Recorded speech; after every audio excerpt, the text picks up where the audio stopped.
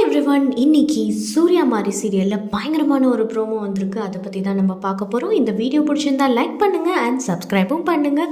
Okay, வாங்க வீடியோக்குள்ளே போகலாம். நேற்றுக்கு என்ன ஆச்சுன்னா, நம்ம துர்காவுக்கு மாப்பிள்ளை பார்த்துருக்காங்கல்ல, அவங்க வீட்டில் சரஸ்வதி அம்மா ஃபோன் பண்ணி கேட்குறாங்க. அப்போ அவங்க சொல்கிறாங்க, இல்லை எங்களுக்கு இந்த பொண்ணை பிடிக்கல அப்படின்ற மாதிரி சொல்லிட்டாங்க. இவங்களுக்கு ரொம்பவே ஷாக் ஆகிடுச்சு. என்னடா இது அவ்வளோ பாசிட்டிவாக பேசுகிறாங்களே, இப்போ எதுக்கு பொண்ணு பிடிக்கலன்னு திடீர்னு சொல்கிறாங்கன்னு சொல்லிட்டு ரொம்பவே கவலையாயிட்டு டேரெக்டாகவே அவங்க வீட்டுக்கு போயிடுறாங்க.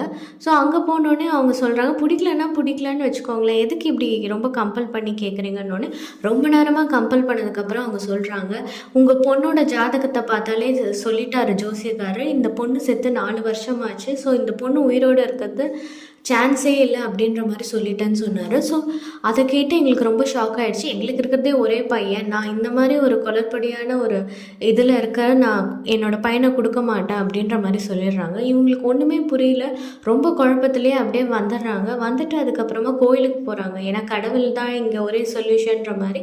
அங்கே அவங்க கோயிலுக்கு போனோடனே அங்கே ஒரு சாமியாரை மீட் பண்ணுறாங்க.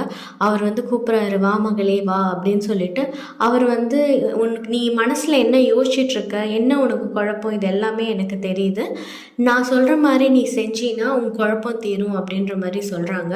ஸோ என்ன அப்படின்றத பார்க்கும்போது சொம்பில் ஜலா மாதிரி ஒன்று கொடுத்துட்டு, ஒரு சொம்பில் தண்ணி கொடுத்துட்டு, இதை நீ உன்னோட பொண்ணு பார்க்குற மாதிரி, அதாவது அந்த ஒரு என்ன சொல்கிறது, ஒரு தொட்டியில் வச்சுட்டு அதை தண்ணி ஊற்றிட்டு அந்த ஃபேஸ் பண்ணுற மாதிரி, அந்த ஃபேஸ் எந்த ஃபேஸ் வருதோ, உன் பொண்ணோட ஃபேஸே வந்துச்சுன்னா அது உன்னோட டாட்டர் தான், இல்லை வேறு யாராவது ஃபேஸ் வந்துச்சுன்னா அந்த ஆத்மா தான் இந்த உடம்புல இருக்குது அப்படின்ற மாதிரி சொல்கிறாரு.